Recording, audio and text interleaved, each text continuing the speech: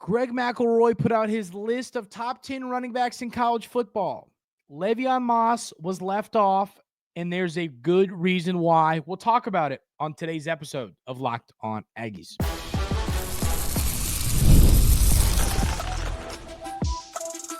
You are Locked On Aggies, your daily podcast on the Texas A&M Aggies, part of the Locked On Podcast Network, your team every day.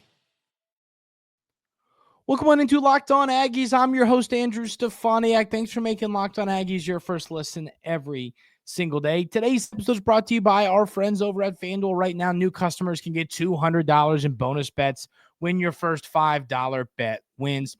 On the show today, ladies and gentlemen, we're going to talk a little bit about the secondary and why over the last couple months I've started to feel a little bit better about that room. We're going to talk about why not much happened for the Aggies in the transfer portal. Is this a good thing? Is this concerning? What are our thoughts there?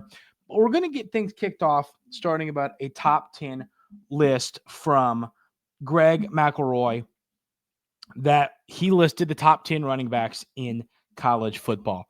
And when I first saw the list, the first thing that I noticed was that he did not include LeVeon Moss in this list. But he did proceed to go on and talk about why. So I want to read this quote. It says, "Now, if not for the injury sustained against South Carolina last year, LeVeon Moss would have, without one doubt whatsoever, he would have 100% been in the top 10. He was well on his way to rushing for over 1,000 yards. He had already, at that point, accumulated 760 yards and 10 touchdowns, averaged 6.5 yards a carry in the SEC. He goes on to say, but what I love most when watching LeVeon Moss, there is nobody that I saw last year that runs as hard. There was nobody that runs as physical and then finishes runs with as much intensity as LeVeon Moss. You watch him, he's running through the hole, and defenders are just bouncing off of him. He runs with good pad level too, but he's one of those guys that likes to initiate contact, likes to create violence, and as a result, defenders think twice when they go to make contact with LeVeon Moss." He goes on to say, so I think he, of course, was benefited last year from the injury to Reuben Owens, which gave Moss plenty of opportunities to come out to the forefront and have a great final first 8 or 9 games of the year. But when he was lost with a knee injury, that obviously slowed down any momentum for him to be a top 5 back coming into this season. He then goes on to say, however, it sounds like the prognosis is good. He's been openly tweeting, I'm going to be back. I'm going to be back at 100%. Don't worry about me. I believe LeVeon Moss, by season's end, if he looks anything like he did last year, A&M's running attack has a chance to be in great shape. So, and this has been one of the more interesting injuries for LeVeon Moss because, like, and I don't know if this is just really an Elko thing, but I mean, we don't know anything about this injury. I haven't heard specifics on this injury, and like, if y'all have, let me know. But I mean, like it says, even here, in this article, it talks about how this injury, it's unclear the extent of the injury. So we just knew it was, and that's true. I mean, I have still to this day not heard what the injury was exactly, which makes it hard to talk about timetables. But the folks that I have talked to believe that Moss, and I mean, it might take him a little bit of time to get back to being LeVeon Moss, but I believe by the end of the year, he's going to be LeVeon Moss. And that is why it makes sense to me that I love that in this conversation about LeVeon Moss, about these top 10 running backs, that LeVeon Moss's name came up, because McElroy is exactly right that if he was coming into this healthy, he would, without question, be a top 10 running back in college football. I don't think that's debatable. I don't think it's questionable. I don't think it's even a conversation that you could have. There was no question that if he was coming into this season at 100%, that he would be one of the top 10 running backs in college football. But this is what makes this year incredibly interesting for the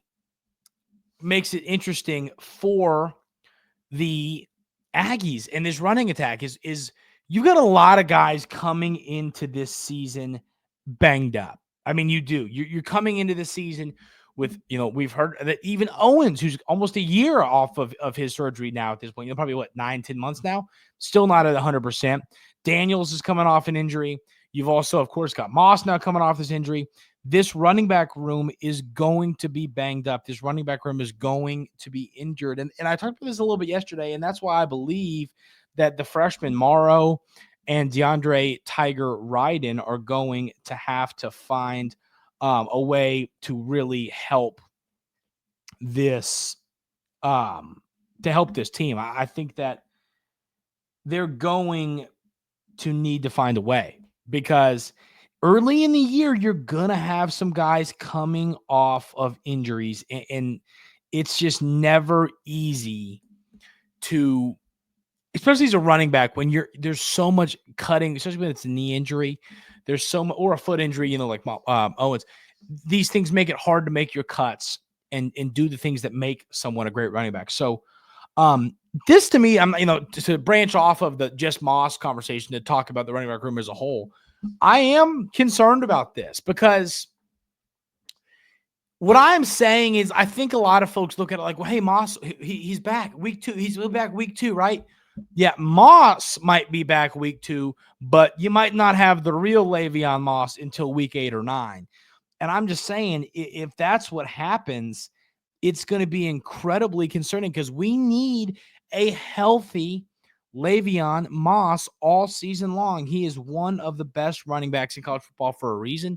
And if he is going to be banged up this season, I think that it is going to, what I'm saying is people are pretending, I think, like this running back room, like this mixture of Moss, Owens, and Daniels are all 100%. And if we were heading into the season with those 3 guys sitting at 100%, it wouldn't even be a debate. I would sit here right now and tell y'all, listen, I think that this is going to be a special running back room. But the problem is those injuries are concerns. They're not going to be all 3. You're not going to head into the season with all 3 of those guys at 100%. And that is concerning to me. That is quite concerning, because on paper, this room's one of a top 5 running back room in college football. But at the end of the day, you're not going to have this elite room that you think, and maybe at least for the first 3, 4, 5 weeks. But the problem is, you've got some pretty, obviously you got Notre Dame, you've got some important games early into the season. And it's definitely a concern. I have a lot of folks ask me about, A&M and this football team and what it's shaping up to be. And that's one of the most common things I hear is, man, that running back room between those 3 guys should be pretty damn good. And I'm like, it should be.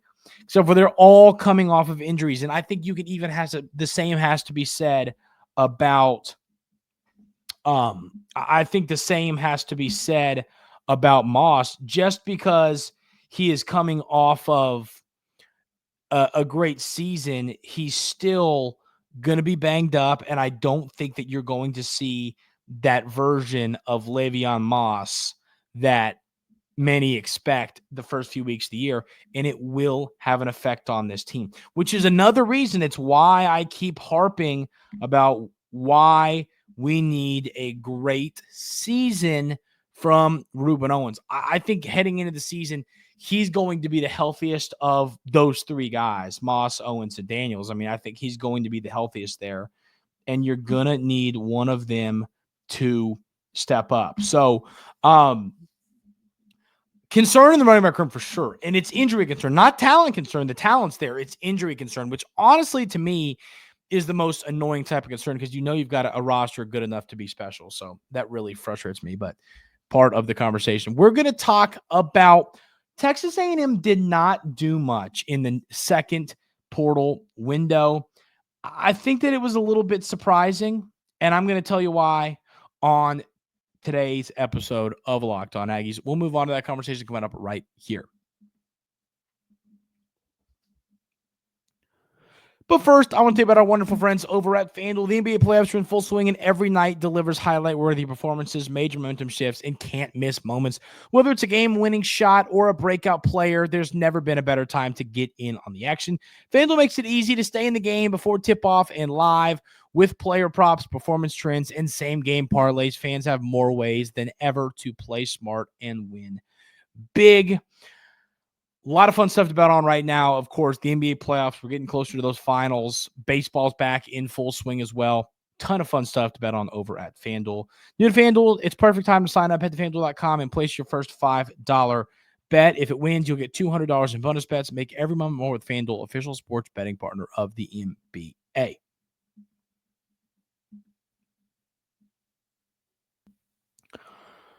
So this second transfer portal window, in essence, has come and gone, the spring window. And this year, I don't know why this is. Maybe we're starting to kind of fine tune what the portal means, and we're starting to figure all this out. I don't know what I want to chop it up to, but this year, the transfer portal has become, this second window of this year, it was quiet. And not a lot happened. I mean, Texas A&M brought a total of 14 total players in both the portal windows now. No one in this window to this point. I mean, I guess there's still players in the portal technically, but I don't see anything. I mean, you haven't seen any visits or anything like that. But I was a little surprised by this. And maybe this is a good thing, and this is the conversation I want to have. Heading into this portal window, I was very candid here on Locked On Aggies, as you ever dares know. I often said we need to go and find a couple of defensive tackles.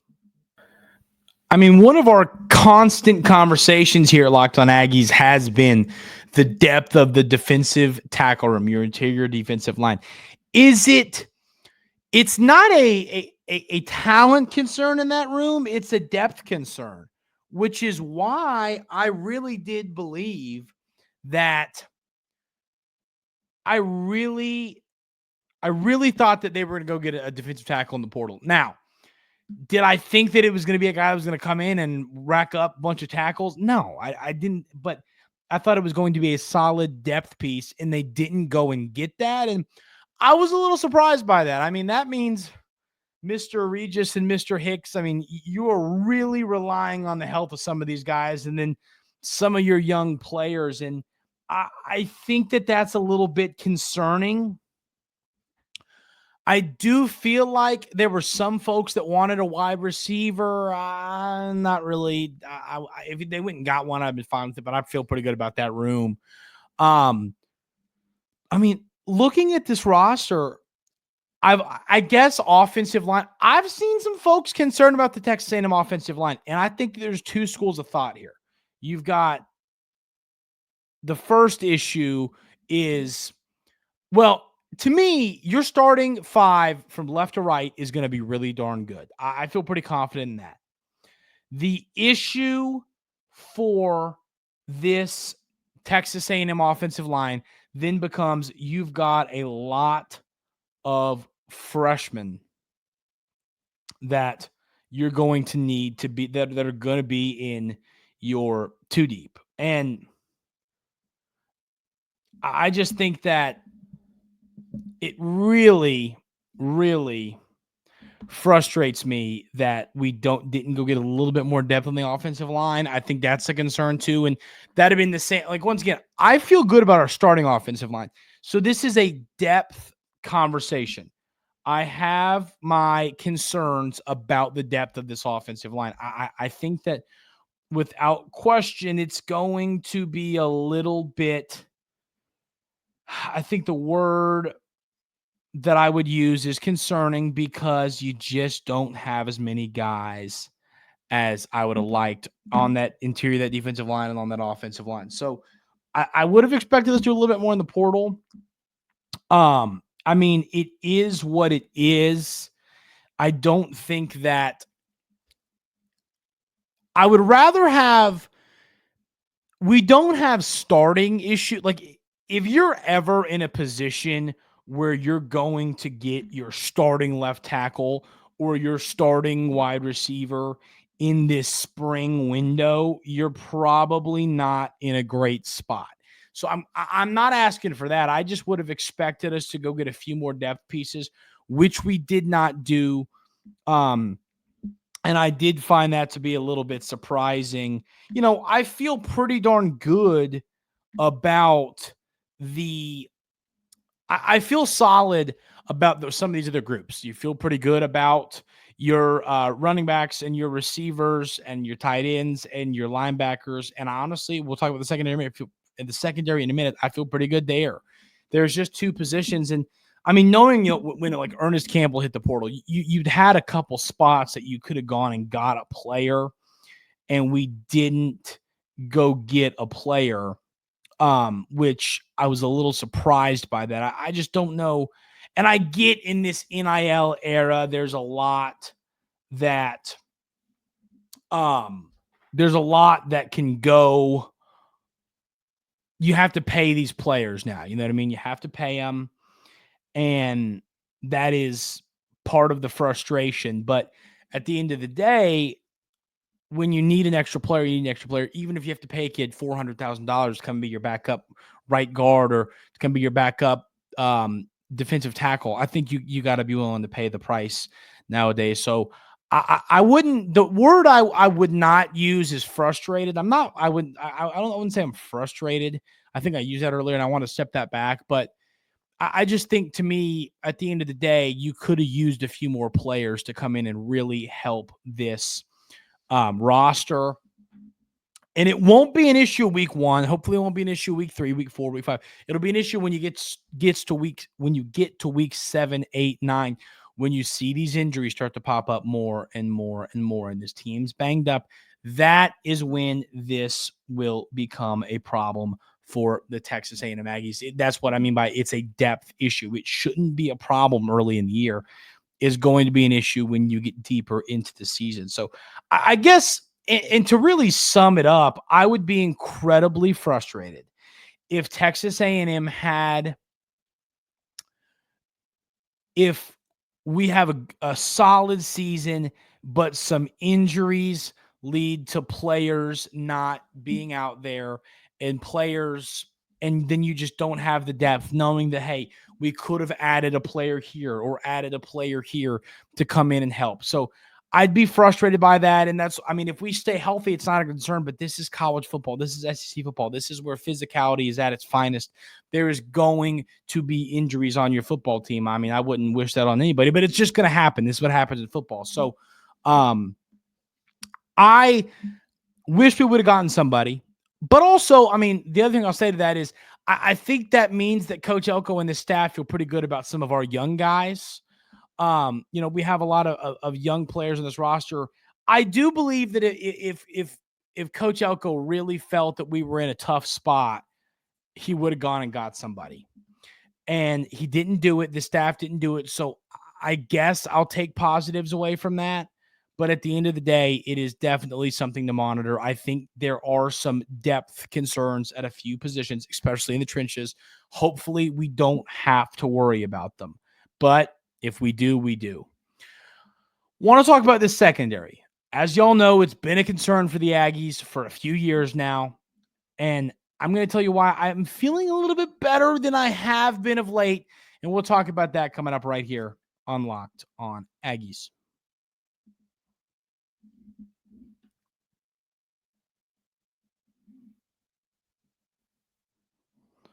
So the Texas A&M secondary, without question, has been an issue for a very, very, very long time. We've seen a few seasons now where it just hasn't been very good. And knowing that, I look at this secondary and I say to myself this year, I think the coaching staff made the additions that it's going to take for this season to be different. I talked about this with Brian Smith. Him and I had a bit of an argument. If you missed that show, it was a couple weeks ago. It was a pretty solid one talking with him. But it was, I like Julian Humphrey. Brian Smith, it was not a big fan. He does not anticipate him having a big season. I think that Julian Humphrey, I know it didn't go great at Georgia. I think that he's a guy, we've heard great things from his coaches, from his teammates this year. I think that he's going to really revamp his college football career this year, playing for Coach Elko and playing for the Texas A&M Aggies. I think that he has that in him. I think that he's going to help this secondary out. I think that the addition of Shaw was a good one. I think that he's going to really help, whether he's playing the nickel. I mean, I think that's more of his calling card. But wherever you put him, I think that he's going to be able to succeed. And then also, I believe that Will the Blanket Lee is in for an incredible season. You've also got some talented freshmen in this secondary. Were there some blown coverages in the spring game? Sure, there were, but I've heard good things about this secondary. I've seen good things with this secondary. I feel really good about the future of this Texas A&M secondary. I think that they're going to be better this year than many anticipate. Now, am I calling them to be the best in the SEC, the best in college football? No. I think they're going to be I think that if they could just be, and I said the same thing about Texas A&M's offensive line last year, and this is exactly what happened. If they could just be in the top 8 secondaries in the SEC, that probably means you're a top 25 secondary in college football if you're top 8 in the SEC. I mean, let's just be honest.